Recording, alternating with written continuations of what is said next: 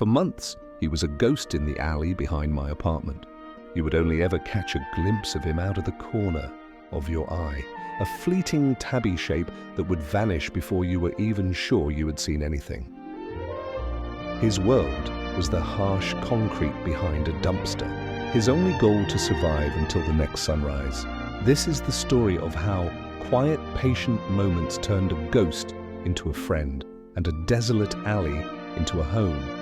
How do you teach a creature who has only known hardship that the world can be safe? How much patience does it take to undo months or even years of fear? I didn't have the answers when I first truly saw him, but I was determined to find out. For him, every sound was a threat. The rumble of a garbage truck meant run. A door opening meant hide. His days were a desperate search for scraps.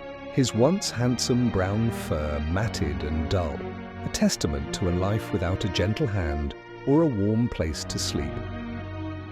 I first spotted him in late autumn, as the days grew shorter and a sharp wind swept through the alley. He was heartbreakingly thin. When our eyes met through my window, he didn't bolt. He just stood there, a small, frozen creature against the unforgiving concrete. The look in his eyes wasn't anger or aggression. It was a deep, hollow exhaustion, as if he'd surrendered to the idea that kindness wasn't for him. That first day, I left out a small bowl of food and watched from my window. He waited until I was gone, a shadow materializing to eat before vanishing just as quickly. This became our silent routine.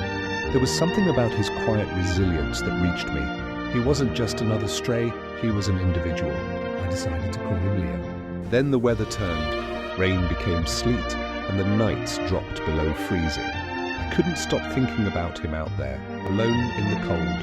I took a simple storage bin, lined it with old blankets, and tucked it into a sheltered corner, a small offering against the city's vast indifference.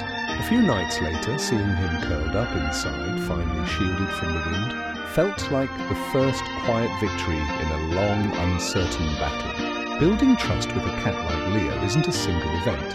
It's a slow, quiet process made of hundreds of consistent, gentle moments. For weeks, that insulated box was our only real connection. I'd fill his food bowl and talk to him in a low, soft voice, even if he was just a pair of nervous eyes staring back at me from the shadows. It's okay, Leo, you're safe here. Slowly, he stopped running when he saw my face in the window. He'd just watch, his body tense and ready to flee, but he'd stay.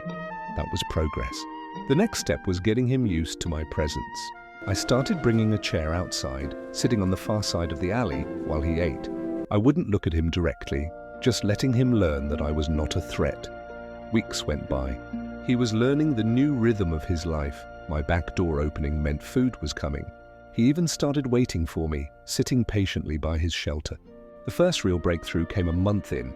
As I sat in my usual spot, he finished eating and, instead of darting back into his box, he began to clean himself.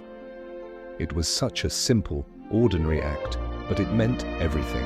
A cat only grooms when it feels safe. It was the first sign that the constant state of high alert was beginning to fade. Day by day, I moved my chair a few inches closer. Some days he'd get spooked and I'd move back, Always letting him set the pace.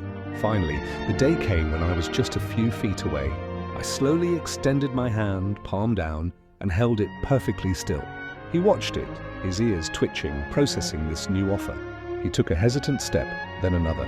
He stretched his neck and sniffed my fingers, his whiskers barely brushing my skin before he pulled back. It wasn't everything, but it was a start. The next day, I tried again. This time, after a long, careful sniff, he gently rubbed his cheek against my fingers before retreating. I felt my eyes well up. It was the first time he had ever initiated contact, the first time he had chosen to offer a tiny piece of his trust. That first touch was a bridge, but getting him indoors was an entirely different challenge. With winter deepening, I knew the makeshift shelter wouldn't be enough. I had to convince him that my home could be his. I started leaving the back door open while I sat with him. He was curious but terrified, peering inside with his body held low to the ground. Crossing that threshold was a barrier he just wasn't ready to break. So I moved his food bowl an inch closer to the doorway each day. Some days he'd eat right on the edge, one paw tentatively on the doormat. Other days he'd refuse, looking at me with such profound conflict in his Never eyes. pushed. Take your time, I'd tell him. It's your choice. Then one evening, a fierce storm rolled in with driving rain and howling wind. I opened the door and saw Leo huddled by his shelter, soaked and shivering. My heart ached for him. I put his food just a few feet inside the kitchen, left the door wide open and sat on the floor, making myself as small and unassuming as possible. He stood at the doorway for what felt like an eternity, water dripping from his matted fur. He looked at the food, then at me, then back at the food, and with a hesitation that was almost painful to watch, he took one step inside, then another. He walked into the kitchen and began to eat, his eyes darting around the strange, quiet space. The storm raged outside, but in here there was only the sound of a hungry cat eating in a warm, dry room. That was the moment I knew he had finally decided to trust me. He didn't explore that night. As soon as he finished eating, he retreated to a spare room Found the deepest shadow under the bed, and curled into a tight ball. For weeks, that was his world. but he was inside, He was warm. and he was safe. His real transformation happened not in a rush, but in a series of small, quiet milestones. The first time he didn't run when I came into the room. The first time he crept out from under the bed while I was still there. And then the first purr. I was sitting on the floor, reading, when he cautiously approached me and rubbed his head against my leg.